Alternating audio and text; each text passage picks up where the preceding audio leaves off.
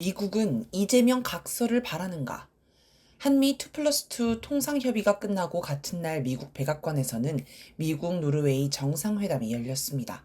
물론 주요 의제는 지금 전 세계의 쟁점인 미국의 상호 관세 문제였습니다. 이 자리에 배석한 스콧 베선트 미국 재무부 장관에게 도널드 트럼프 대통령이 다른 나라와의 관세 협상 상황을 설명하라 라고 지시하였습니다. 베선트는 한미 2+2 통상협의에 참석한 미국 측 대표 가운데 한 명입니다. 그는 오늘 우리는 한국과 매우 성공적인 양자회의를 했다라면서 우리는 내가 생각했던 것보다 빠르게 움직일 수 있다. 그리고 우리는 다음 주에 기술적 조건들에 관해 논의할 것이며 이르면 다음 주 중에 합의문을 내올 수 있다라고 했습니다. 또 한국인들은 다른 나라들보다 빨리 협상하러 왔다. 그들은 자기 처지에서 최선의 제안을 가져왔고 우리는 그들이 이를 이행하는지 볼 것이라고 말했습니다. 베선트의 말을 들어보면 한국 측 대표인 최상목 부총리 겸 기획재정부 장관, 안덕근 산업통상부 자원부 장관이 엄청난 조공을 미국에 전달한 걸로 보입니다. 그리고 사실상 일정한 합의를 했기 때문에 세부 사항만 조율하면 6.3 대선 전에 패키지 합의문이 나올 수도 있어 보입니다. 어떻게 이런 중대한 사안을 번갯불에 콩 구워 먹듯 처리할 수 있는 걸까요? 절박한 미국 처지. 지금 미국 처지에서는 두 가지가 절실합니다. 첫째는 본보기가 필요합니다. 미국은 전 세계를 상대로 관세 전쟁을 선포했고 한 나라씩 개별 협상을 통해 각계격파를 하려고 합니다. 이때 초반에 협상하는 나라와 최대한 유리한 합의를 해야 다른 나라들도 손쉽게 손목을 비틀 수 있습니다. 개별 협상 첫 상대국은 일본이었습니다.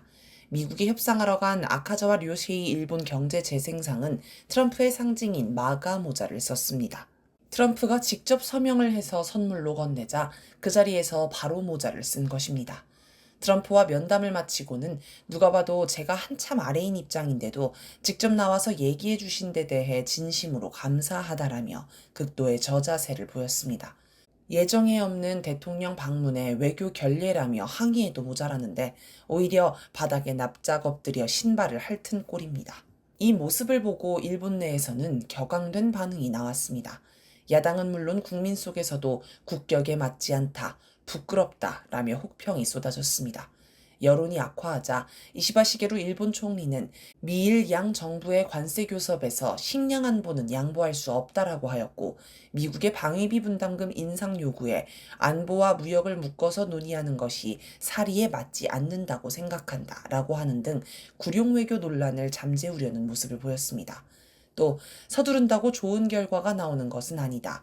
그에 맞는 시간을 드리고 싶다라고 하여 협상을 서두르지 않겠다는 태도를 보였습니다.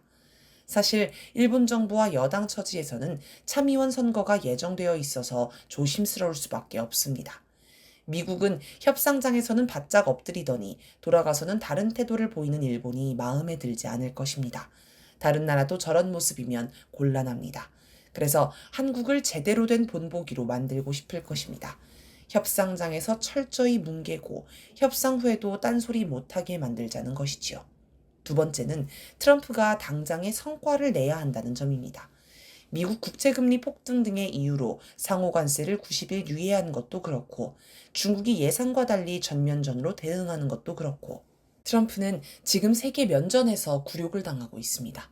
트럼프 지지율은 2차 세계대전 후 미국 대통령 중 두 번째로 낮은 수준이며 트럼프 반대 시위가 미국 전역에서 들끓고 있습니다. 정부 분위기도 흉흉합니다.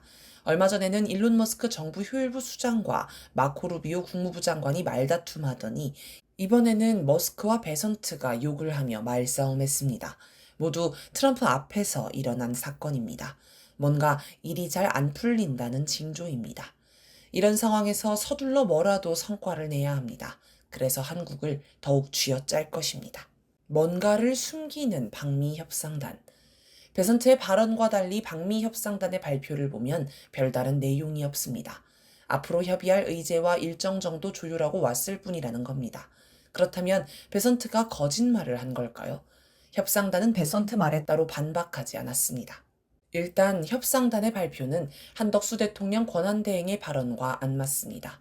한덕수는 협상 전에 여러 기회를 통해 미국에 맞서 싸우지 않겠다. 한국은 미국의 도움으로 발전했다. 알래스카 LNG 사업을 협의하겠다.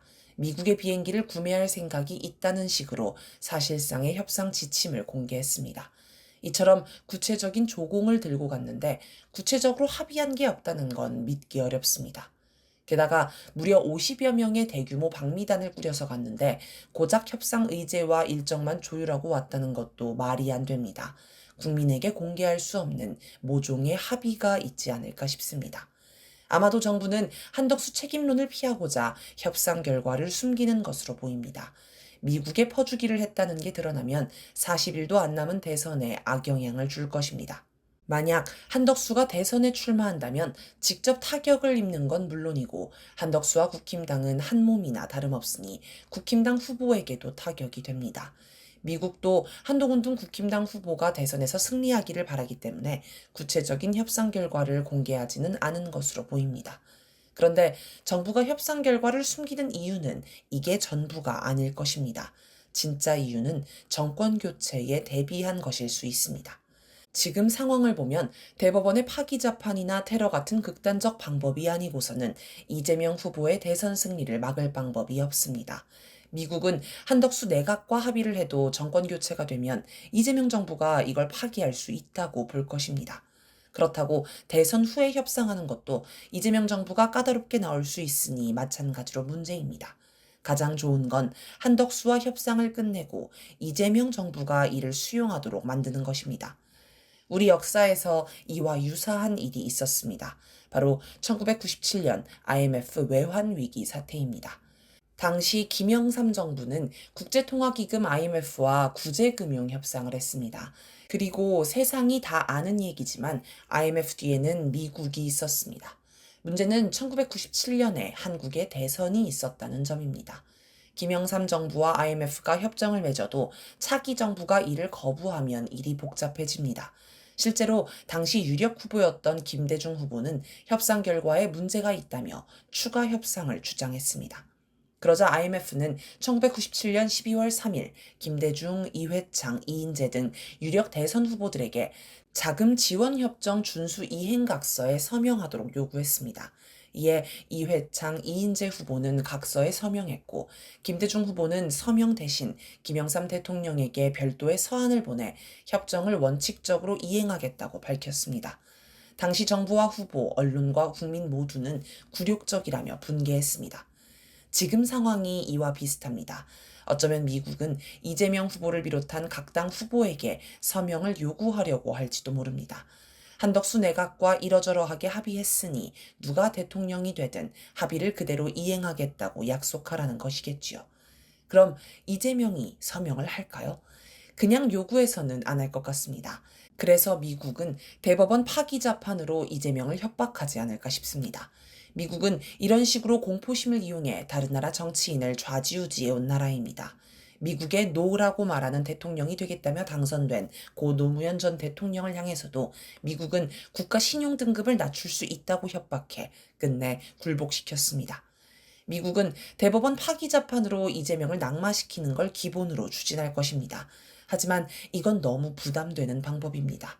파기 재판을 밀어붙였다가 민심이 폭발하는 걸 감당하기 어렵겠다고 판단이 되면 재판을 지연시키면서 이재명을 길들이는 수단으로 활용할 수도 있을 것입니다.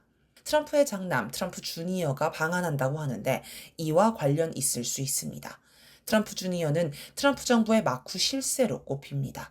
트럼프를 대리해 이재명의 서명을 받아내는 것과 관련한 작업을 할지도 모르겠습니다. 배선트에 따르면 다음 주면 합의문이 나올 수도 있다고 했으니까요. 결국 판단의 기준은 광장의 여론입니다. 국민이 틈을 주지 않고 쉴 새 없이 몰아치면 미국과 내란 세력이 다른 꼼수를 쓸 수 있는 여지가 점점 사라집니다. 한시도 긴장을 늦춰서는 안 되겠습니다.